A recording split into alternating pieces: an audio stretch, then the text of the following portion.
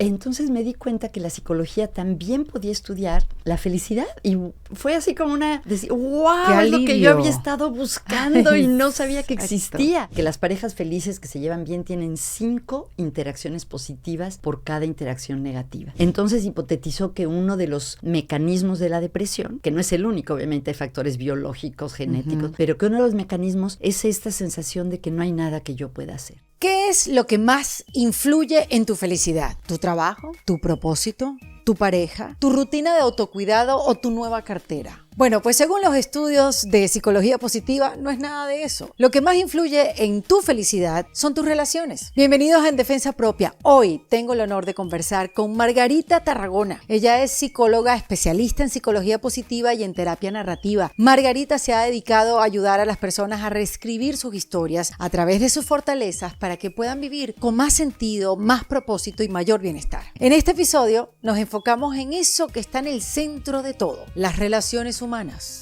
Margarita me explicó por qué las relaciones son el principal predictor de la felicidad, qué características tienen las relaciones más sanas y cómo podemos mejorar las que ya tenemos. Hablamos también del impacto que tienen las relaciones en nuestra salud mental y física, del rol que juegan la empatía, la vulnerabilidad y la gratitud en nuestra vida y de cómo cultivar vínculos auténticos en un mundo que nos empuja al aislamiento. Hablamos de amistades, de pareja, de familia, de cómo acompañar a alguien que está pasando un momento difícil y de por qué es tan importante en medio de todo aprender a relacionarte contigo también. Antes de empezar esta conversación, quiero invitarte a las presentaciones de Puras Cosas Maravillosas, esta obra de teatro que estoy presentando donde juntos aprendemos a poner el foco a esas cosas simples y sencillas que hacen de nuestra vida maravillosa, porque muchas veces no las podemos ver porque estamos ocupados resolviendo problemas. Así que fíjate, este fin de semana voy a estar el 31 de mayo en Naples, muy cerca de Miami, y luego en el mes de junio, el 28 y 29, estaré en Vancouver y Calgary, en Canadá. El 19 de julio estaré en Guatemala y el 26 en Boston. Y en agosto es el turno de Charlotte. Y muy pronto te contaré qué país de Latinoamérica estaré presentándome en el mes de octubre.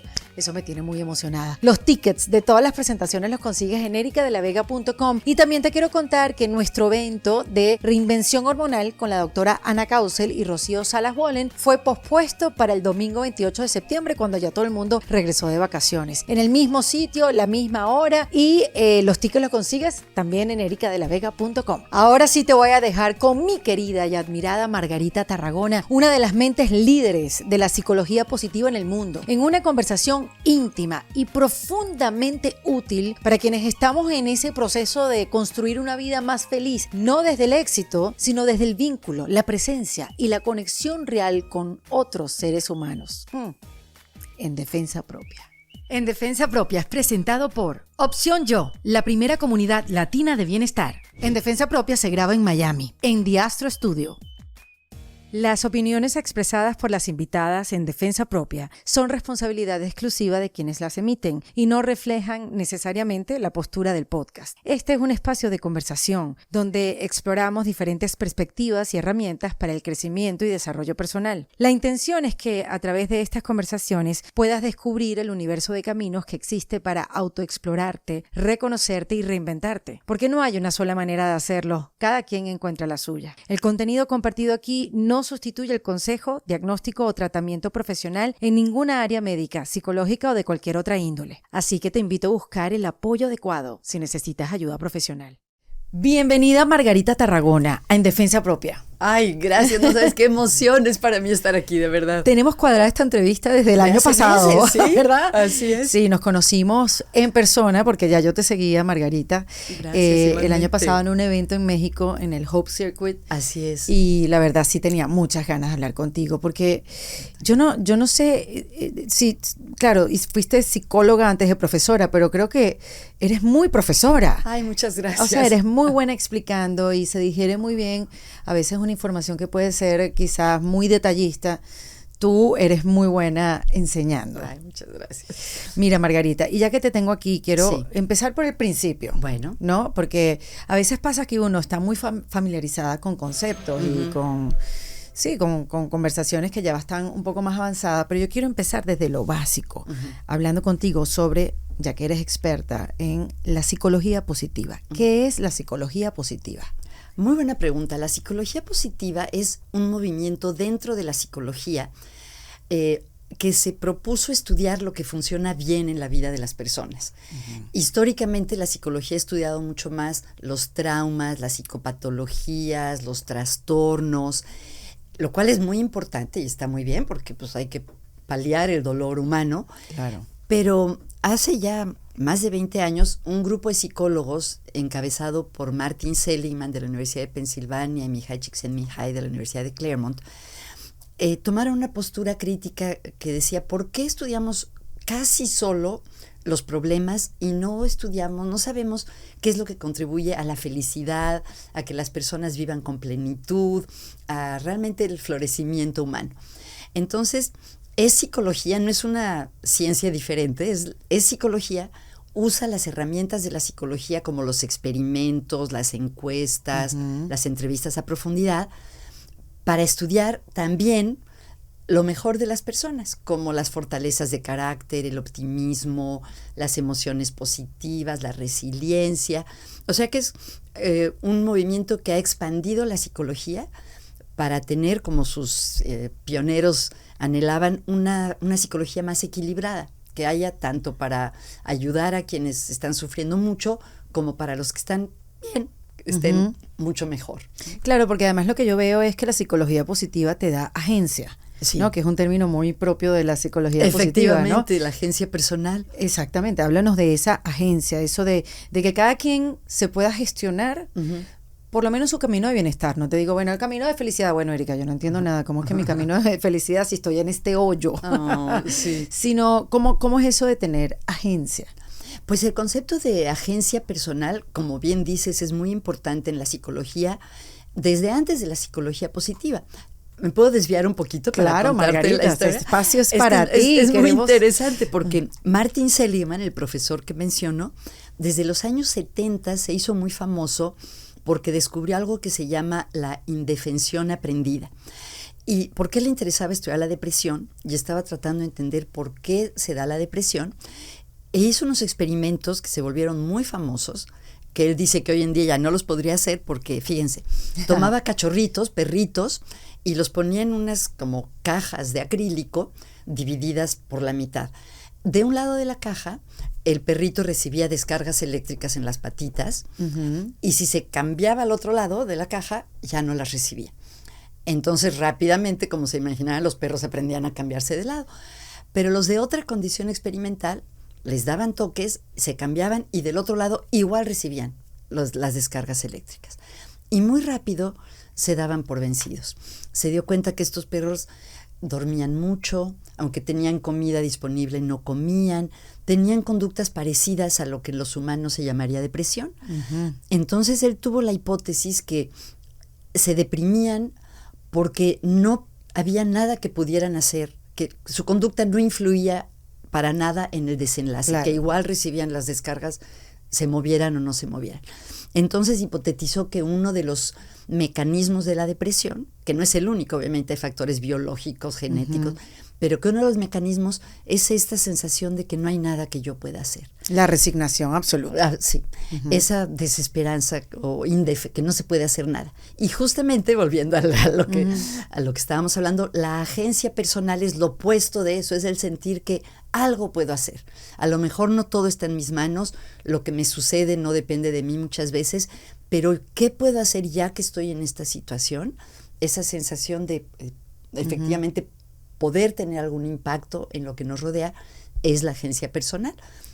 Y efectivamente tener eso pues ayuda a estar más contento en la vida, ser más optimistas, ser más valientes, en fin, es muy importante. ¿Y qué tanto la narrativa, Margarita? ¿Qué tan importante es la narrativa? Es decir, ese diálogo interno, esa historia que uno se cuenta, cómo también, o sea, la importancia de desarrollar una narrativa en positivo internamente para que eso también te ayude, porque si estás todo el tiempo diciendo soy un bueno para nada, claro, o pensando eso, ¿no? También la psicología positiva se va por el cambio de narrativas. Definitivamente es muy importante cómo las palabras que usamos en general, muchos autores piensan que las palabras que usas definen tu experiencia hasta cierto punto. Imagínate, por ejemplo, una persona que hace cosas en público, como tú, o un actor, o un músico, si está atrás de las bambalinas pensando, estoy nerviosísima, a lo mejor es diferente que si dice, estoy muy emocionada. Fisiológicamente es muy parecido estar emocionado que estar nervioso, pero si te dice estoy muy emocionada, te hace vivir de una manera diferente y comportarte diferente que si dices, qué nerviosa, ¿no? Y lo mismo pasa también en la manera en que hablamos con los otros, y este diálogo interno que tú mencionabas es muy importante, porque efectivamente va construyendo nuestra identidad, nuestra manera de vernos a nosotros mismos. Claro, y sobre todo construir una nueva narrativa basándote en tu pasado, porque uno también en esta resignación que recién hablabas de los cachorritos, cuando te pasan tantas cosas desde temprana edad, ¿no? Sí. O que tienes una cantidad de eventos desafortunados a lo largo de tu vida, pues entonces es más probable que esta historia que te cuentes que, bueno, mira, esto fue lo que me pasó a mí, estoy condenado a no ser feliz, no puedo ver la vida como tú porque yo vengo de este sitio, de este lugar. Y parte de la psicología positiva tiene diferentes herramientas como para que esa narrativa se pueda cambiar. Y en vez de sentirte condenado, te sientas primero con la aceptación. Bueno, tú eres la experta, Margarita, pero... No, pero tú lo has vivido también. Sí, pero se puede hacer algo. Lo que pasa es que a veces cuando estamos en esas narrativas por tanto tiempo, tantas décadas, pensamos que somos eso y hay y estamos así, condenados, no hay nada que hacer, ¿no? Sí. Ahí es donde, más allá de decirte, antes de salir a stage, me siento muy emocionado, esa narrativa puede ir hasta mucho más profundo, ¿no? Esa que tú vas a construir, esa nueva narrativa que vas a construir. Sí, me recordaste que hay investigaciones de un profesor que se llama Dan McAdams, que ha estudiado las narrativas de vida y el impacto en la identidad, y ha visto justamente cuando las personas tienen una historia, una narración como de resurgir o de remontar las adversidades, tienden a tener un mejor autoconcepto, una identidad positiva más fuerte. ¿Y qué se puede hacer? Yo creo que podemos hacer cosas nosotros solos o de plano en un proceso terapéutico. Hay algunos abordajes terapéuticos que ayudan a la persona a identificar esa historia dominante. Por ejemplo, alguien que dice, no, pues tengo muy mala suerte, soy muy desafortunado, yo soy la persona con peor suerte del mundo. A lo mejor lo que se hace es, uno, ver cómo le llamas a eso, pues la mala suerte, ¿no? ¿Y cómo te imaginas a la mala suerte? Pues me la imagino como un balde de agua que siempre me acaba empapando, cada momento me arruina el momento. Bueno, y se empieza a hablar de, bueno, ¿y cómo se introdujo este balde de agua en tu vida? Y se empieza a hablar como si fuera un personaje, ¿no? Tú sonreíste y parte de lo que pasa es que a veces verlo un poco de lejos nos hace, lo pone en perspectiva. Y después algo muy importante es identificar los momentos en los que sí has tenido, aunque sea un poquito de buena suerte, ¿no? Porque tendemos a poner el ojo en lo que va mal e ignorar lo que va bien. Entonces, si no sirve de mucho que alguien te diga, no, pero tú no digas eso. Más bien sirve escarbar en tu propia historia y encontrar evidencia de otras posibles maneras de pensar, las veces en las que sí has tenido suerte. Y por cierto, tu obra de teatro, ¿no? No tiene que ver con eso, Erika. Sí, tiene que ver, poner el foco en las cosas positivas. Pasa que como uno no está cableado. Es cierto. Para reconocer esas cosas positivas. Es cierto. Y lo chévere que yo he aprendido, gracias a personas como tú, profesionales como tú de la psicología positiva, es que uno puede cablearse de una manera distinta. Cablearse, ¿qué quiere decir? Que puedo crear un nuevo camino neuronal. Así es. Donde en vez de ver siempre lo malo, todo lo malo que hago, puedo ver las cosas buenas que hago. Así es. Y por eso a mí me gusta. ¿Qué te gustó a ti de la psicología positiva, Margarita? Porque tú eres psicóloga y tal, pero ¿qué te hizo hacerte experta de la psicología positiva? ¿Qué te atrapó? ¿Qué te gustó de ella? Me encantó. Cuando yo estudié la carrera, pensaba que iba a entender cómo funcionamos los seres humanos y eso me encantaba. Y me fui decepcionando un poco a lo largo de la carrera porque todo era como muy patológico, ¿no? O sea, llevamos psicopatología 1, psicopatología 2, psicopatología 3, un curso de terapia familiar que pues yo entré pensando que tenía una familia normal y salí pensando, no, qué familia tan disfuncional. Entre nosotros mismos se crea un ambiente muy como de autodiagnosticarnos. Y no me gustaba mucho, pero pensaba que era porque no sabía lo suficiente, ¿no? Que también es cierto que no sabía lo suficiente porque era muy joven. Entonces tenía como una insatisfacción, pero no sabía cómo nombrarla. Y luego, por pura suerte en la vida, acabé yéndome a la Universidad de Chicago a hacer el doctorado, y el director del programa era Mihai Csikszentmihalyi, que es un famosísimo psicólogo que descubrió las experiencias de flow. Las experiencias de flow son aquellos momentos en los que estamos tan concentrados, tan metidos en una actividad, jugar ajedrez, escribir, cocinar, que cuando lo estás haciendo estás totalmente absorto, no piensas en nada más. Él descubrió que esas experiencias contribuían a la felicidad. Fue de los pioneros en el estudio de la felicidad. Estudiaba también, por ejemplo, lo que llamaba temas de vida. Le preguntaba a las personas si había habido libros o películas que desde niños les habían influido y si veían que había como un hilo conductor o un tema en su vida. Y eso me encantó. Entonces me di cuenta que la psicología también podía estudiar la felicidad, y fue así como decir, wow, es lo que yo había estado buscando y no sabía que existía. Entonces realmente sentí que fue pues un regalo inesperado de la vida. Qué maravilla. Sí. Y esto de la felicidad, que es donde también se apoya mucho la psicología positiva, que tú eres tu propio responsable de la felicidad. Y hay diferentes aspectos de cómo buscarla, cómo medir la felicidad. Sí. Porque en la psicología, si no se miden las cosas, no existen, claro, ¿no? Bueno, en muchas cosas de la vida. Pero una de las cosas que aprendí y me dejó y me ha llamado siempre la atención es que las relaciones interpersonales son el primer predictor de la felicidad. Así es. Y siempre me ha llamado la atención porque en las relaciones no solo todo depende de ti. Claro, ¿no? tienes razón. Depende también de la otra persona. Y que uno tiene que procurar relacionarse y relacionarse bien, porque así puedes estar más cerca de estos momentos de felicidad o puedes estar procurando tu bienestar emocional. ¿Tú nos puedes hablar un poquito de cómo se mide esto de las relaciones, por dónde empezó y por qué es tan importante, Margarita? Qué bueno que lo menciones. Justamente el World Happiness Report, o el Reporte Mundial de la Felicidad de este año, es una encuesta que se hace con una muestra representativa del mundo entero, de 147 países, para ver los niveles de felicidad de los países y los diferentes factores que intervienen en ellos. Y este año, justamente el tema, siempre hacen el ranking de los países, miden la felicidad en general, pero el tema este año se llamaba Caring and Sharing, porque tiene que ver justamente con la importancia del compartir y del preocuparnos y ayudarnos mutuamente. ¿Cómo se mide? Como casi todo, algunos de los principales investigadores de la felicidad dicen, ¿quieres saber qué tan feliz es alguien? Pregúntale. La gente es la experta. Entonces, se hacen preguntas de diferentes tipos. Una sobre satisfacción con la vida.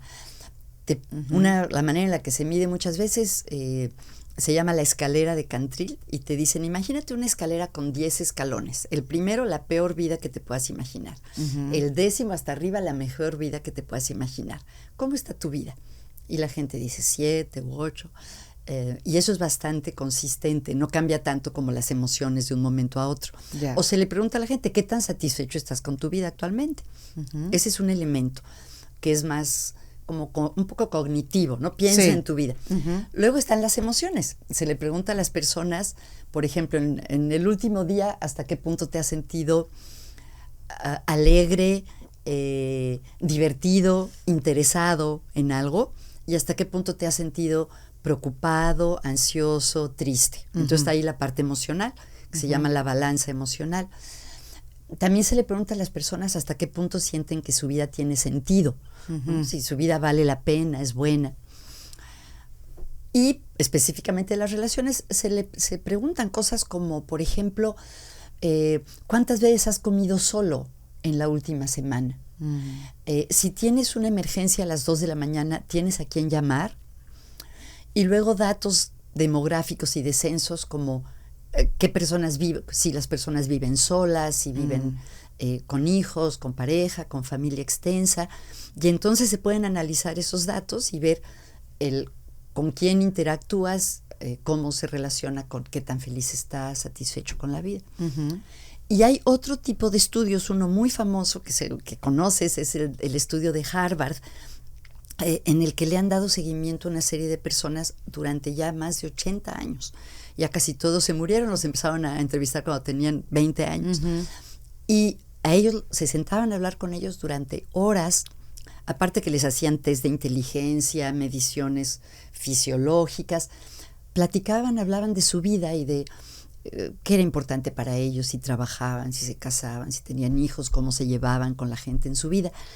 Y una de las conclusiones más importantes de este estudio es que lo que más predecía cómo le iba a las personas en la vida era la calidad de sus relaciones con los demás, ¿no? Uno de este estudio, como ha sido tan largo, han salido muchos libros. Uno de ellos de un psiquiatra de Harvard que se llama George Vaillant, y él acaba uno de los libros diciendo: felicidad es amor, punto. O sea, todo se podía concluir en eso. Qué belleza, Margarita. ¿Y cómo se pueden construir relaciones interpersonales de calidad?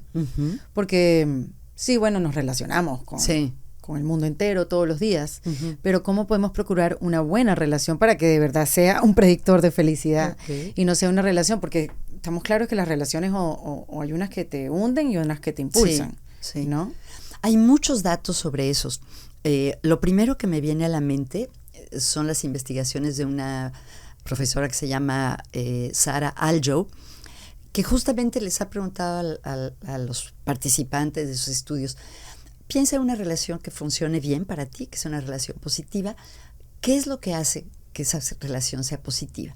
No solo relaciones románticas, de pareja en general. Y encontró que las personas decían 4 cosas reiteradamente. 1, compartir risas. 2, divertirse juntos o hacer cosas interesantes. Planes juntos, sí. 3, kindness, ser amables. ¿Cómo dirías kindness en español? Amabilidad. Amable. Es una palabra extraña ¿verdad? Para poderla traducir, porque no sabes si es amabilidad, si es dulzura, ser compasión. Pues sí, ser como generosos, amables con los demás. Y el 4, sentir y expresar gratitud. No dar por hecho que tu hermana o tu compañero ahí está, sino expresar lo que lo aprecias y el agradecimiento que tienes para esa persona. Esto de la bondad o la amabilidad surge y resurge en muchas investigaciones y también en las tradiciones espirituales a través de los milenios, ¿no? Realmente la importancia de ser generosos, de ser caritativos. Creo que eso es importante. Algo que creo que también es importante y que tú eres una experta en eso es la curiosidad, interesarte por las personas, preguntarles, ¿no? Ahora que vengo, hace poco estuve en un evento que me gustó mucho y entre otras cosas sobre la felicidad. Efectivamente, sí. Y hubo un panel en el que había 4 personas. Uno de ellos un gran empresario que tiene una empresa de mucha responsabilidad social y otro era otro súper empresario, y comentaron que se conocieron una vez en un vuelo, que empezaron a hablar y se retrasó el vuelo y se la pasaron hablando 4 horas, y uno de ellos dijo: por eso siempre habla con la gente con la que te topes, porque nunca sabes, puede surgir de ahí una gran amistad, un negocio. Claro. Y me lo recordó esto de tener curiosidad por los otros. Claro, curiosidad acotada, tampoco hay que ser... Sí, andar por ahí por la vida. Pero es cierto que si tienes interés, nunca acabas de conocer realmente a la gente. Y si tienes interés por ella, si no la das por sentada, o también a veces suponemos que no tenemos nada interesante que compartir. Y todas las vidas son interesantes. Cantidad de amigas, gente conocida que digo, no, pero ¿para qué voy a hablar si no voy a decir nada importante? Como, ¿qué? ¿Qué pasó ahí? Así es. Fíjate que hace muchos años un libro de texto de terapia me acuerdo mucho del título, no me acuerdo del contenido tanto, pero me acuerdo del título que era Every person's life is worth a novel. La vida de cada persona se merece una novela. Qué belleza. Entonces creo que eso es cierto. Entonces tenemos la gratitud, la curiosidad, el respeto también, obviamente. Claro. ¿no? Tratar a las personas con cuidado y respetar las reglas de las relaciones, que a veces son implícitas, a veces son explícitas. Sí, porque es increíble que hay relaciones que fluyen y se dan, y hay otras que dan trabajo. Sí. O sea, que hay que trabajar mucho, como de alto mantenimiento. Sí, así ¿no? es. Para procurarlas. ¿Tienen algo de malo esas relaciones o también son tan valiosas como las que fluyen? Pues yo creo que depende. En general son mejores las que fluyen, creo. Claro. Pero ahí depende de qué tan importante es para ti tratar de crearla, ¿no? Por una relación con tu suegra, si sientes que hay mucha distancia y para ti es importante que haya cierto vínculo, pues entonces pues puedes forzar más. Pero recuerdo lo que decías hace un momento, que como dicen, hacen falta dos para bailar el tango. Exacto. Entonces tú puedes estar muy dispuesta, pero si la otra persona no quiere, no se puede. Sí. Que me hace pensar en otro elemento que creo que es importante, que es la vulnerabilidad. Para que haya una relación, una conexión fuerte, creo que es importante estar dispuestos a abrirnos y arriesgar. O sea, cuando te abres ante otro, a lo mejor se da esa conexión maravillosa que se puede dar entre los seres humanos, pero también estás exponiéndote a que conozca tu debilidad y te pueda lastimar. Sí, ¿no? Me estoy poniendo un poquito en la mente de la persona que nos oye, de repente dice, bueno, para ustedes debe ser fácil, porque tú como psicóloga, ay, Erika, harán relaciones así como si nada, pero bueno, también es cierto que bueno, no es fácil siempre. Y segundo, bueno, hay gente que tiene miedo porque salió heridas de otras relaciones, y no precisamente de la romántica, sino de una amistad, de haber perdido a alguien. Puedes tener miedo, te puede generar ansiedad en vez de curiosidad el tener que relacionarte con gente. Claro. En ese caso, o sea, ¿cuál sería la sugerencia, Margarita? O sea, obligarse a hacerlo. Fíjate que yo hace poco vi una promoción de Jane Fonda, que salía espectacular. No sé si tú la viste caminando, salía espectacular. Y entonces ella iba a dar como que en este video súper bien editado, como que un secreto para mantenerse bien, ¿no? Y entonces, claro, o sea, ¿quién no quiere verse así como Jane Fonda, a esa edad que tiene? Y entonces yo me quedo viendo este video que me parece fabuloso, y dice que lo que ella le cambió la vida. Hago una pausa en esta conversación para comentarte que yo a veces veo a mi hijo Matías y pienso, ¿en qué momento creció tanto? ¿No te pasa? En el caso que seas mamá. Él ya habla de manejar, de universidad, y ahí es que a mí me cae la ficha, que ese momento en el que se va a hacer su propia vida no está muy lejos.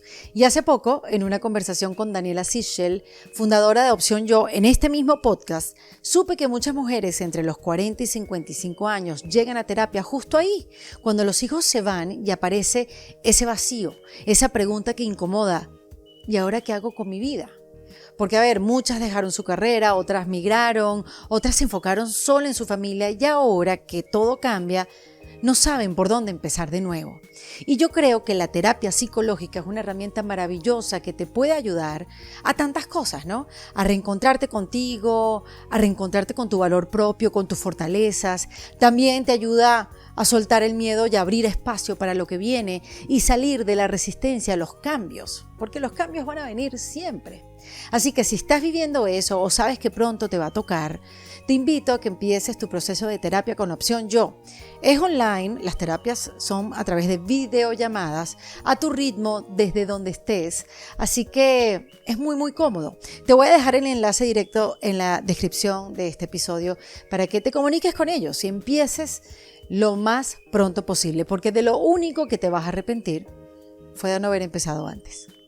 Es haberse inscrito en un curso de arte. Wow. ¿No? Que dentro de este curso de arte, donde se sienta a crear, a pintar, ha desarrollado relaciones muy estrechas con la gente que va a este curso de pintura y de arte. Entonces, bueno, me llama la atención porque va en esta misma narrativa que cada vez siento que cobra más importancia, o por lo menos yo es la que la que veo, la que siento. Importancia, bueno, claro. Me acabas de decir que el World Happiness Report es sobre eso. Es sobre eso. Entonces, bueno, qué chévere que estamos muchos en esto viéndolo. Sí. Uno tiene que procurar pues esas interacciones, digamos, ¿no? Sí.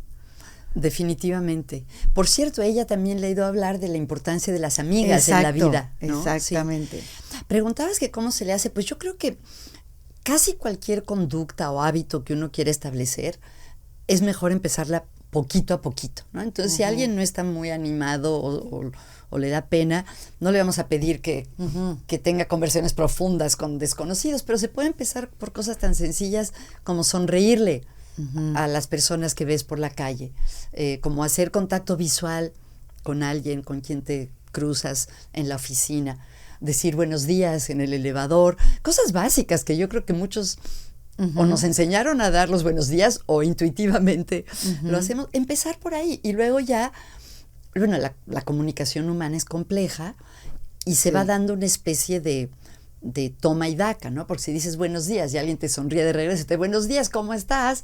Pues entonces tú le dices bien, ¿y usted?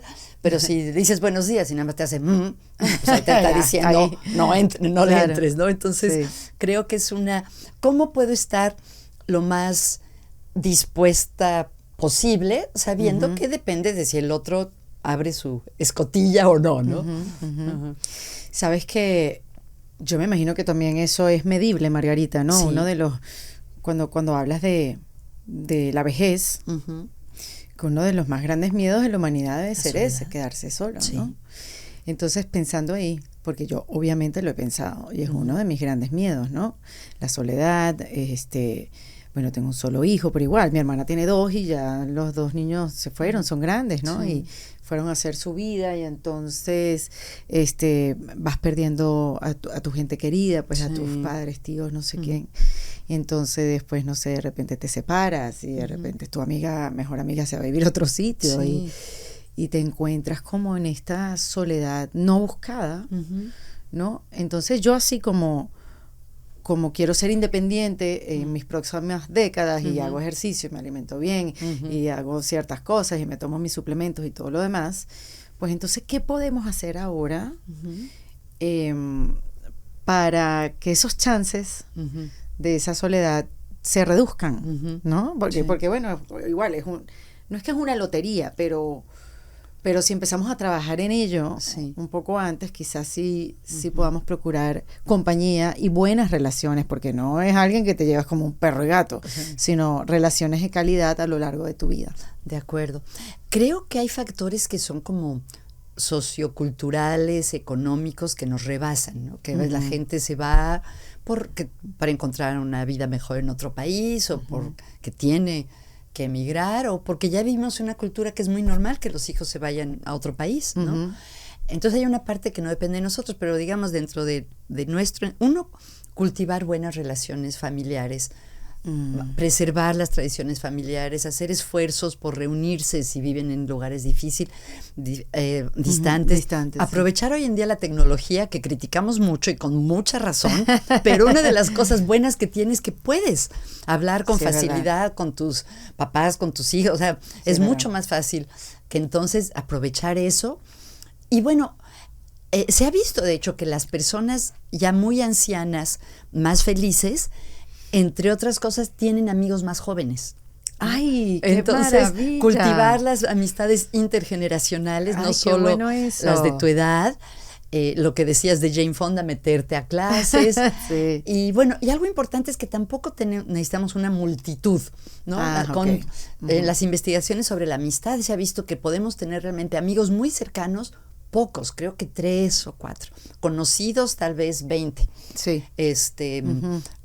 O sea, no hay que agobiarnos, decir, tengo que tener muchísimo, pero sí tener buenas relaciones. Claro, porque tú ves a alguien que tiene como 20 amigas y tú tienes 3 y dices, lo ves, no hay que compararse. Estoy fallando. El chiste es que tengas calidad, ¿no? Exacto.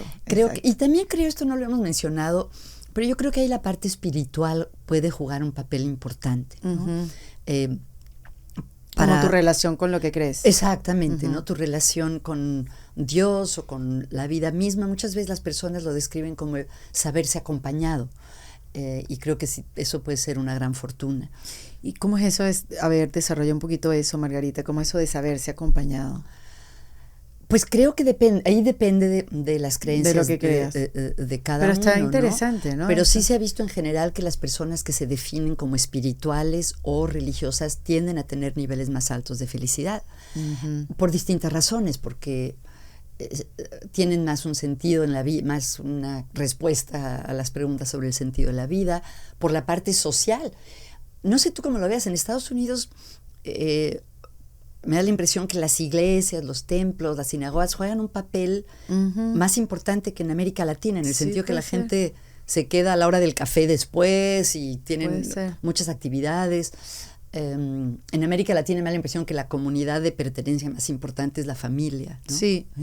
Bueno, quizás hay muchas más, no sé si decirle religiones, pero quizás hay más variedad, más variedad, religiosa. ¿verdad? Sí. O sea, cultos, no sé si decirlo de esa manera, o visiones que se desprenden de como que de esas principales, ¿no? Y como que sí hay más templos y más sitios donde ir. Sí. Yo he ido a sitios como que no tienen que ver con, yo soy católica, pero que no tienen nada que ver con eso, y sí se reúnen, cantan, hay bandas musicales y es todo un día, pues, ¿no? Entre, todo el día. Entre rezar y cantar y agradecer y ¿sabes? Pasan como diferentes cosas, como un show. Por ejemplo, ahorita que me acuerdo, Joel Osteen, ¿sabes quién es? Ah, sí, claro. No lo conozco en lo personal, pero sé de su obra.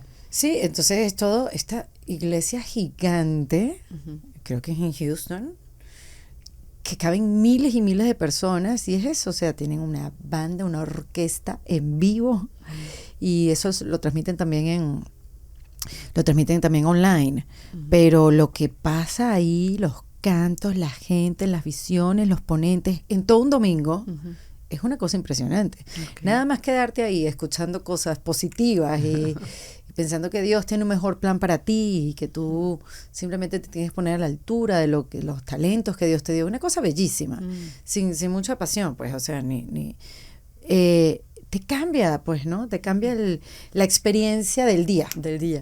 Digamos. Sí, pues se ha visto, por ejemplo, que el acudir a servicios religiosos, por un lado, tiene esta parte social, de apoyo social, una red, y bueno, también está la parte de la experiencia espiritual misma, que aunque bien sea que seas espiritual o pertenezcas a una religión, tiene que ver con conectarte con algo más grande que tú, ¿no? Y esta sensación de conexión con algo más grande puede ser, en parte entendida como paliar un poco la soledad. Sí. ¿No? Bueno, y ahorita mencionaste las redes sociales, que también sí podemos hacer uso de ellas para conectar, pero también lo que se ve mucho hoy en día, Margarita, es que están sentados entre los jóvenes, una familia entera en el restaurante, cada quien en su teléfono, es tristísimo. Y entonces dicen que esa es como lo que nos desconecta, ¿no? Sí. Lo que nos está separando. Totalmente. No sé si has leído a un autor que se llama Jonathan Haidt, que tiene un libro que se llama La generación ansiosa. Se lo súper recomiendo. Habla de esta generación que ya creció con redes sociales y el impacto tan terrible que ha tenido en la salud mental. Seguro sabes que la depresión y la ansiedad entre los jóvenes ha aumentado mucho en el mundo y en especial en Estados Unidos, en Inglaterra, Canadá, Australia. También en ellos, ¿no? Y sí, y él plantea un argumento para mí muy convincente que coincide con el advenimiento de las redes sociales y esta sensación constante de tener que estar, que te comparas con otros, y dice que les roba a los niños y a los jóvenes de lo que era la infancia, que era estar con otras personas, correr, jugar, caerte, resolver tus conflictos. Es un libro realmente muy, muy impactante. Sí, de lo que está sucediendo ahora, ¿no?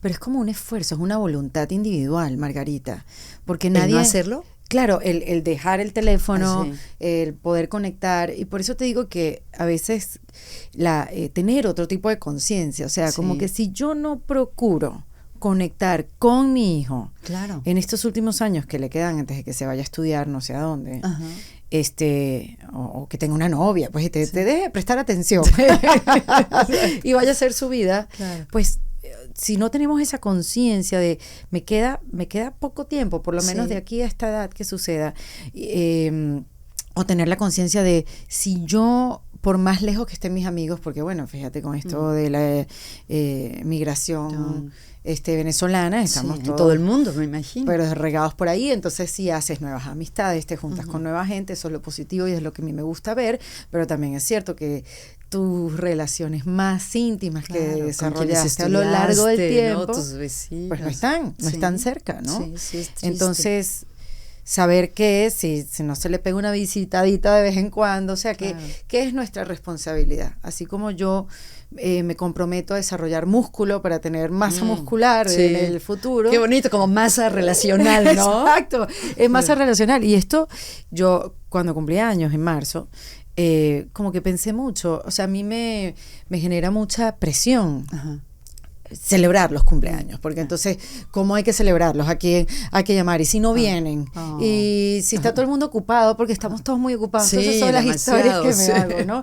Y entonces, ¿qué van a tomar? ¿Y dónde lo voy a hacer? Y entonces, ¿sabes qué? Mejor no hacer nada. Y siempre esa es como mi solución fácil, pero la verdad que como cumplía 50 años, decía, bueno, se puede hacer, gracias, se puede hacer algo diferente que no sea tan exigente, pero que yo pueda cumplir con el predictor más importante de felicidad, Margarita. Que estar con tus amigos. Que es conectar con gente, ¿no? Claro. Entonces, para ser coherente con lo que pienso, con lo que he aprendido, dije, bueno, yo voy a hacer esto, de verdad buscarme la manera de que no cueste tanto dinero y que sea fácil de alguna manera, porque si es fácil para mí, puede ser también fácil para los demás. Claro. ¿Me recuerdas algo que se me hizo muy bonito, Erika? Que tendemos a, una investigación que ha mostrado que tendemos a subestimar el gusto que le da a otras personas oír de nosotros. Tomaron participantes y les preguntaban por personas con las que hacía tiempo que no estaban en contacto y les pedían que predijeran si las contactaban, si les iba a molestar, porque a veces dicen, no, es que hace tanto que no le escribo que ahora ya me da pena, ¿cómo la voy a contactar si hace 2 años que no hablamos? Claro. Y les pedían, ¿cuánto gusto crees que le dé? O desde que le moleste hasta que la deje neutral, hasta que le dé gusto, ¿cómo crees que va a reaccionar esa persona? Y luego, efectivamente, contactaban a las personas, a las otras, y se les preguntaba a los otros, ¿qué impacto tuvo que te llamara? O que te escribiera. Bueno, y para la mayoría de la gente le daba mucho más gusto de lo que el otro se imaginó que le iba a dar. ¿Ves? O sea que no hay que subestimar que sí que a la gente le da gusto saber de nosotros. Claro, ¿no? Y además en un ambiente distinto, porque el otro día escuché que uno tiene real friends, amigos de verdad, y deal friends. Sí, con más transaccionales. Más ¿no? transaccionales, que trabajan juntos, se benefician por lo que saben cada vez que conectan. Entonces, eso, ¿cómo conectar en ambientes donde no necesites una transacción? Sí. ¿No? Sí. Simplemente acompañarse y conectar, y por eso me animé a celebrarlo ¿Y qué tal estuvo? Estuvo buenísimo. Me imagino. Claro, pude hablar con muy poca gente y no tuve conversaciones profundas, obvio. Pero sentiste su cariño, me imagino, pero sí, ¿no? y me daba mucho gusto, Margarita, como que parar en la noche en un momento dado y voltear a mi alrededor y ver como uno con otro, el otro conversando con otro, presentarle otro con otro, o sabes, como que claro. Okay, o sea, mira, si yo no puedo estar hablando o conectando con todos como yo hubiera querido en mi cumpleaños, qué bueno que en mi cumpleaños eso yo lo procure para los demás, ¿no? Claro. Entonces, un poquito lo que habla Marty Seligman de la psicología positiva, y que tú sabes muy bien esto de ser tu propio no es mecanismo, pero es tu propio creador de esperanza. Sí, ¿no? Generador de esperanza. Generador de Qué esperanza, bonito. esa es la palabra. Qué sí. bonito. ¿Cómo tú te puedes convertir en esa esperanza para ti y para los demás? Que eso también es muy de psicología positiva. Y esto es algo que yo hablé con Tal Ben-Shahar y me gustaría tener tu punto de vista, Margarita, porque decimos como que la felicidad es como algo superficial, ¿no? Y la depresión sí es algo profundo, sí es algo de verdad que hay que meterse hasta adentro y estudiarle, y la felicidad como que, la desestimas, ¿no? Y al final hablaba con Tal de que, bueno, no, o sea, tienen como que el mismo nivel de importancia, lo que pasa es que no tenemos la conciencia de que podemos nosotros agenciar nuestra propia felicidad. Pero sí me gustaría saber. De acuerdo.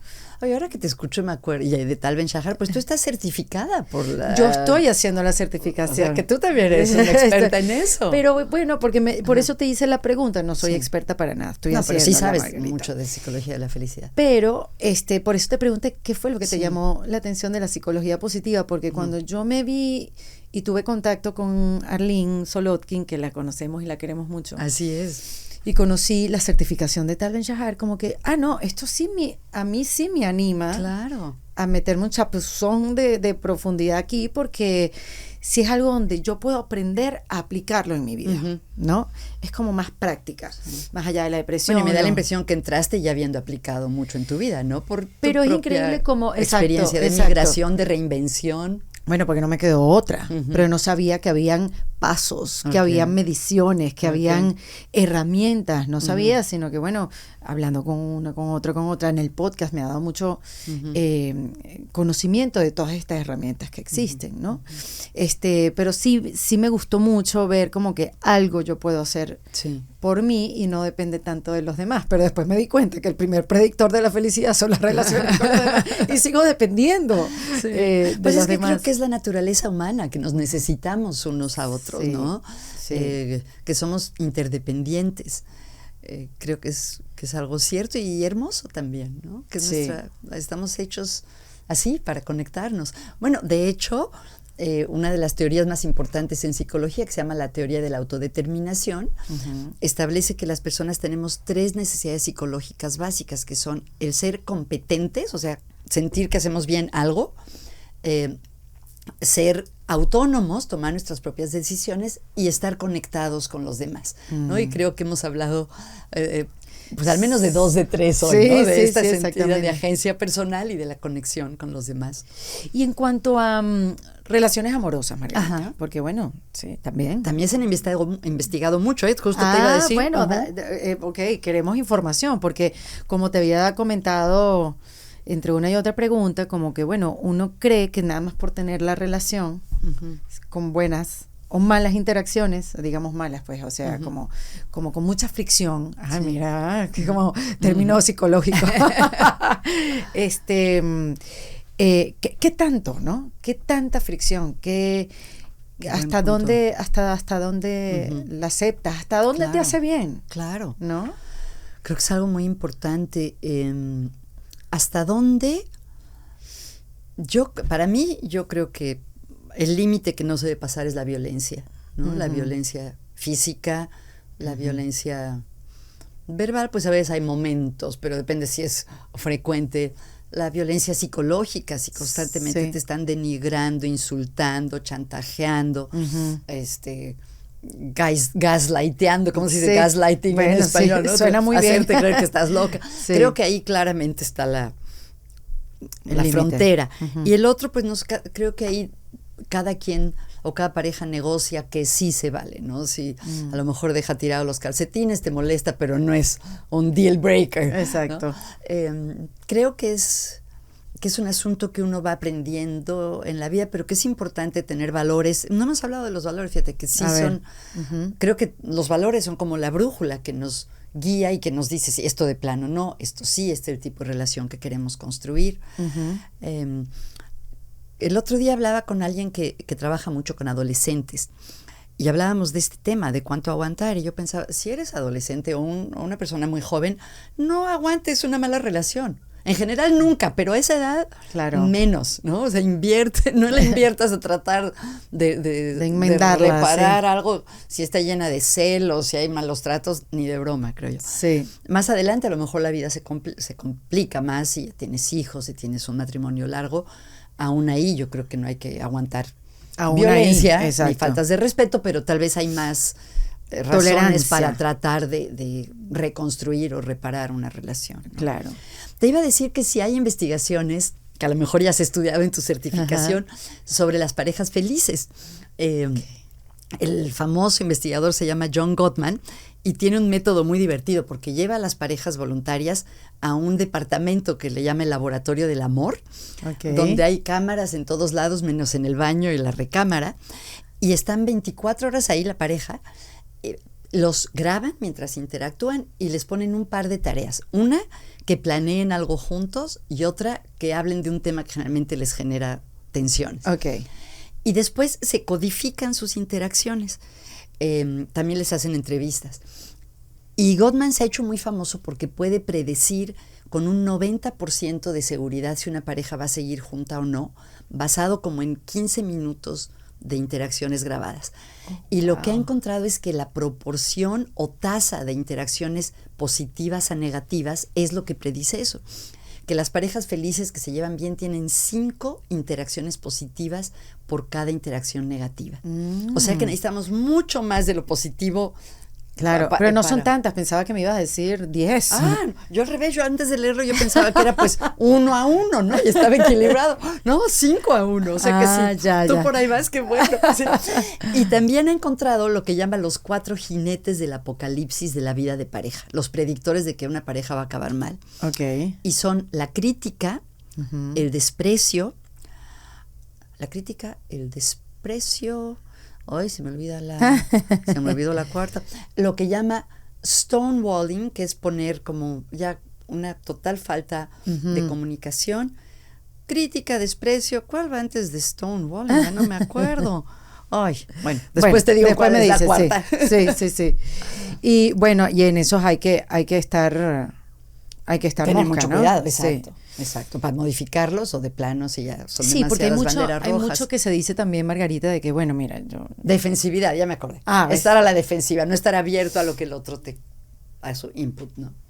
Y en las relaciones amorosas puede ser que uno lo comience de una manera y después te pongas la defensiva, te pongas la ley del hielo, del muro que no se hablan, o sea, se pueden ir transformando en eso. Sí, tristemente. ¿No? Sí, entonces hay pero también se pueden reparar, ¿no? En muchos casos. Muchas personas que dicen, bueno, mira, yo a esta edad, con esta relación malísima que tengo, no importa, prefiero quedarme con esta relación a quedarme sola. ¿Qué tal ese statement? O sea, esa manera de pensar que es muy común, muy común. Sí. Como que prefiero quedarme aquí a tenerme que mover y empezar de nuevo. No importa lo agria y ruda que sea la relación. Mucha gente prefiere quedarse ahí. Pues mira, es que creo que, por ejemplo, el matrimonio es un ser con muchas facetas y creo que una de ellas es la calidad de la relación. Idealmente, pues sentir que estás con tu compañero de vida, con tu soulmate. Pero también tiene factores, el matrimonio, institucionales importantes, como el económico. La seguridad, y creo que tampoco hay que minimizarlos. O sea, si estás en una relación de plano que te destroza, tal vez no vale la pena, pero si sí te vas a quedar sola y no pudiste construir una independencia económica, a lo mejor tampoco, o sea, no sé, tampoco es tan buena idea dejarlo. Entonces creo que depende de la etapa de la vida, de, cosas, ¿no? De tus circunstancias.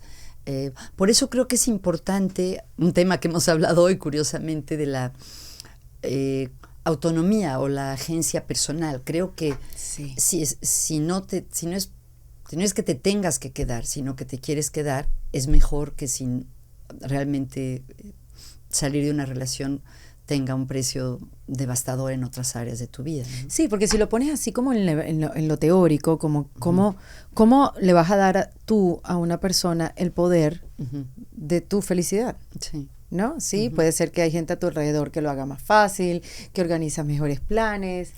Tú sabes, sí, pero uno tiene que tener su autonomía emocional, ¿no? Sí.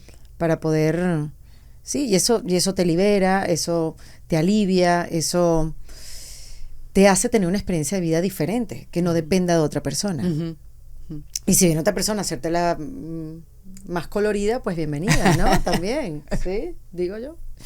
Mira, Margarita, antes de irnos, porque esta conversación contigo se puede hablar de todos estos temas. También, ay, tan contigo bella. también, muchas gracias, Erika. Y quería que nos dejaras como 3 tips o 3 herramientas donde pudiéramos aplicar en nuestra vida para tener las relaciones de calidad. Bueno, yo creo que uno, aprecia lo bueno de las personas que te rodean y exprésales ese aprecio o gratitud.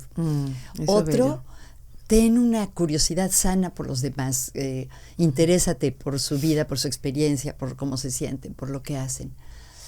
Y lo tercero sería hacer cosas que generan emociones positivas, cosas que generan alegría, diversión, asombro, como escuchar música juntos, ver el atardecer, compartir esas experiencias que nos hacen realmente tener un momento de emoción positiva. Y eso es bellísimo porque además te hace estar más pendiente de ti y cómo te sientes ante situaciones. Entonces, si ya logras identificar cómo te sientes ante el atardecer, ante escuchar música juntos, y sientes que hay una sensación de bienestar, de que todo está correcto, de que no hay que salir corriendo, de estar en paz, pues entonces buscarlas con la intención. Eso es muy importante, no nada más esperar a que suceda, sino tratar de promoverlas. Tratar de promoverlas y quitarse uno también de la mente de que no, las segundas cosas, los segundos planes no salen igual. No, claro. Porque dice también mucho como que no la vamos a pasar igual. Eso fue la primera vez que lo hicimos y ya, o la primera vez que fuimos. Es que no hay que esperar que sea igual, estar abierto a la novedad o a lo único de esa situación. Me encanta, me encanta. Bueno, Margarita, yo espero que este sea el primer episodio de muchos. Pues, yo encantada, Erika, muchas gracias. Porque hay mucho que aprender y la verdad que qué bonito tenerte cerca para escucharte, entender las cosas maravillosas de la vida, aplicarlas. Un placer para mí, yo también aprendo de ti. Tan bella, porque aunque la vida es complicada, sí hay una manera mucho más bonita de vivirla, ¿verdad? Claro. Lo complicado no quita lo maravilloso, ¿no? Exactamente. Bueno, Margarita Tarragona, acá en Defensa Propia. En Defensa Propia es presentado por Opción Yo, la primera comunidad latina de bienestar. En Defensa Propia se graba en Miami, en The Astro Studio. En Defensa Propia es producido con el apoyo de Andrea Wallis y editado por Vanessa Ferrebus y Jesús Acosta, con música original de Para Rayos Studios. Yo soy Erika de la Vega y recuerda que esto lo hacemos en Defensa Propia.